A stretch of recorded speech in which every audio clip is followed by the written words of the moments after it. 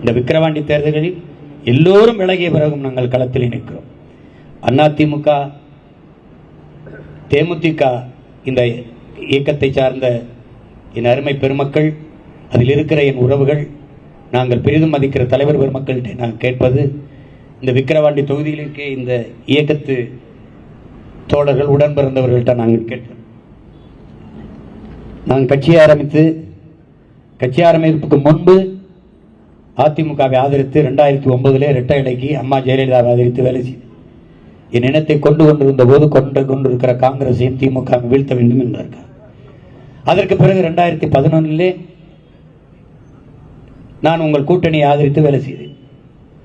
அதுக்கு பிறகு 2014 பாராளுமன்ற தேர்தலில் உங்களை ஆதரித்து வேலை செய்தேன்.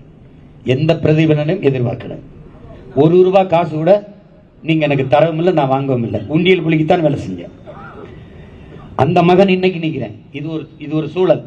பொது எதிரி நமக்கு திமுக. அவர்களை வீழ்த்துவதற்கு இருக்கிற வாய்ப்பு, ஒரே வாய்ப்பு. அதே மாதிரி ஐயா விஜயகாந்த் அவர்கள் அம்மா ஜெயலலிதா அவர்களோடு கூட்டணி வைக்கும் போது நான் அவருடைய 45 தொகுதியில் நின்றார்கள். அவர்கள் 45 தொகுதியிலும் அவர்களை ஆதரித்து நான் வேலை செஞ்சேன்.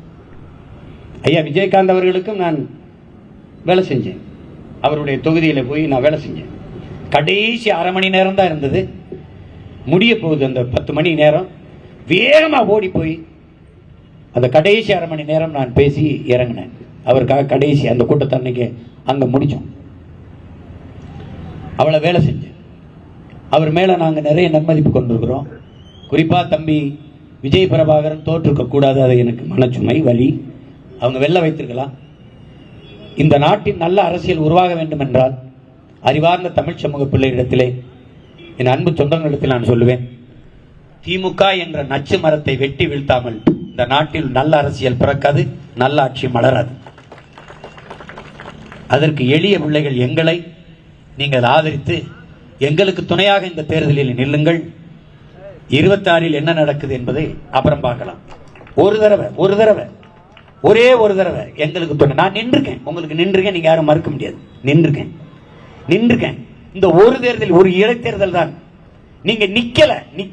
அதனால உங்கள் ஆதரவை எளிய மக்கள் எங்களுக்கு, என் அன்பு தங்கை அபிநயா புண்ணியவளவனுக்கு தந்து நீங்கள் வெற்றி பெற செய்ய வேண்டும் என்று அன்போடு வேண்டுகிறேன்.